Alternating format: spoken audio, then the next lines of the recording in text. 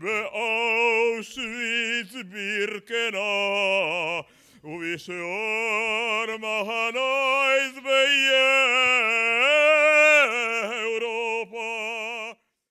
January 27th has always been an important date for the European Coalition for Israel. Already in 2005 we organized the first Holocaust Remembrance Day event here in the European Parliament. Today, many years after, in 2014, there was a large official EU event chaired with the President of the European Parliament, Martin Schulz, who spoke about the importance of preventing another Holocaust, preventing anti-Semitism from spreading again in Europe. Each year, ladies and gentlemen, that passes, there are fewer Holocaust survivors alive to recount firsthand the greatest evil in history of mankind. Each year, therefore, it becomes ever more important to commemorate the Shoah, to pass on the message that hatred and anti-Semitism can deliver unthinkable tragedies. It is a great honor to have survivors of the Shoah here this evening. My heart goes out to you and to your families. Ladies and gentlemen, this is perhaps the last time I address you as President of the European Parliament, and therefore I add a personal observation. I run for the post as President of the European Parliament as an elected member from Germany. I'm a post-war German. I'm born in 1955. But whenever I see movies like we saw it just at the beginning of our ceremony, and I see German soldiers, I see a uniform also my father wear as a soldier of the German army. I know I'm proud about that my father was not a Nazi, but he served in this army.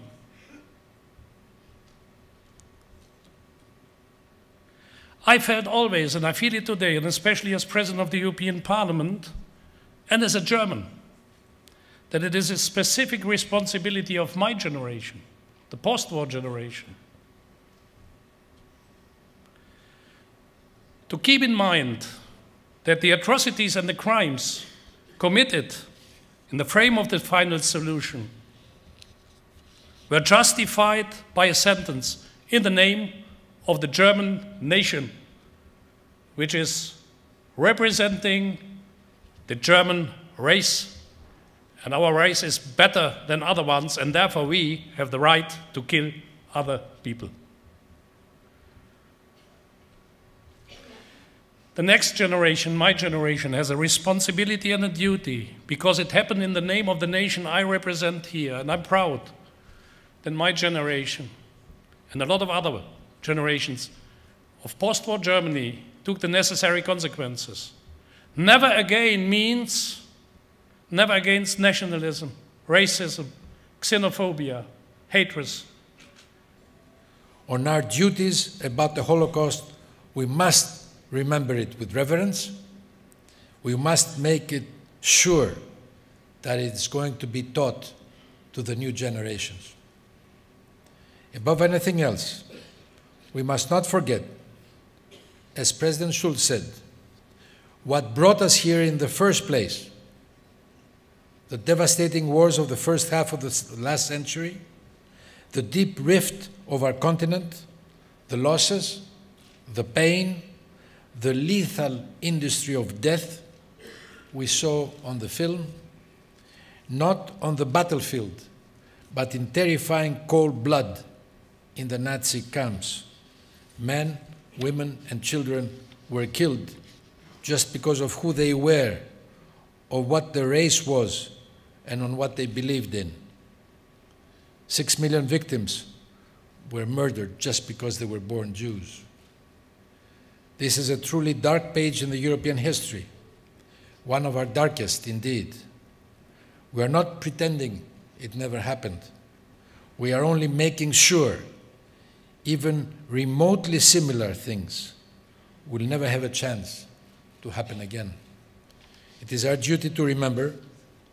It is our duty not only to the victims of the Holocaust, but also to the generations to come. It is our duty to condemn fully and unequivocally racism, anti-Semitism, and the instigation of ethnic or religious violence as extreme criminal acts.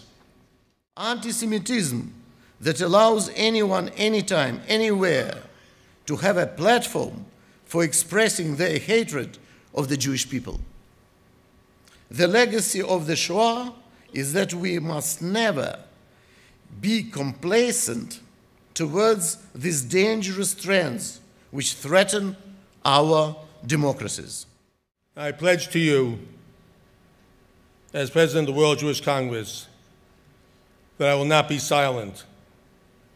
I will not be silent also when Christian churches are burned by Islamists in Egypt and throughout the Middle East.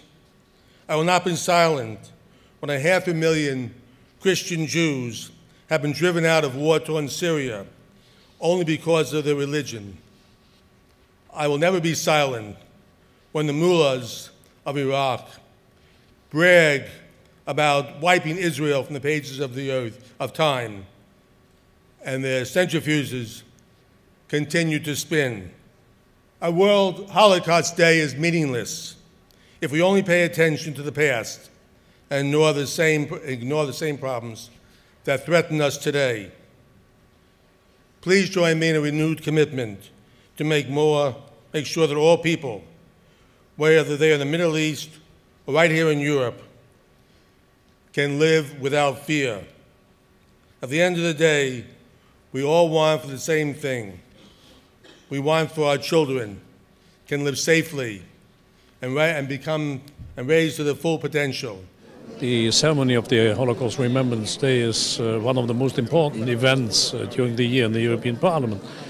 The terrible history of the first half of the 20th century had a consequence that those countries who suffered with the country from which the evil came are today working in a common political, economic and cultural union. This is one of the biggest achievements in history of Europe. And as a German, I have the privilege to be the president of a multinational, multi-ethnic, multi-religion, multi-races parliament. And this is a wonderful thing and the best protection against the evil and the return of this destructive thinking. But I feel also as a German that this is a privilege and those who suffered most on our nation, my nation, are those who opened the doors for us to get back into the family of democratic nation. And therefore I'm obliged, and there's a duty for me as a post-war German to fight against any kind of racism, hatred and xenophobia, and especially anti-Semitism. Earlier today we had an ecumenical Holocaust memorial together with the Vice President of the European Parliament, Laszlo Surjan, where we also wanted to bring together the Christian communities here in Brussels and also members of parliaments to reflect in a Christian chapel on what happened, especially since at that time the Christians did not live up to their responsibility. Apart from honoring the victims of the Holocaust, we've done something quite remarkable today. During the day, together with the niece of Raoul Wallenberg, Louise von Dardel, in that we have been pleading with the European leaders just one day before there will be an important summit between Russia and the European Union, that the Russians would open the archives in Moscow so researchers could go in and could determine once and for all the fate of Raoul Wallenberg. We believe this is a very reasonable request to raise on a day such as this. And the reception has been very good, I must say, both from the office of the President of the European Council, Herman van Rompuy, and also the President of the European Commission. We want to know what happened to him after he had saved so many people and that he was taken prisoner by the Russian. And so now we have given a letter to Putin or to the Russian delegation, and we would very much like to have an answer. And we are also asking Europe to help us so that the truth can be found together. We hope and we believe that this could be one further step in the process that could bring clarity over the fate of Raoul Wallenberg, one of these righteous of the nations that we also want to remember and honor on such a day.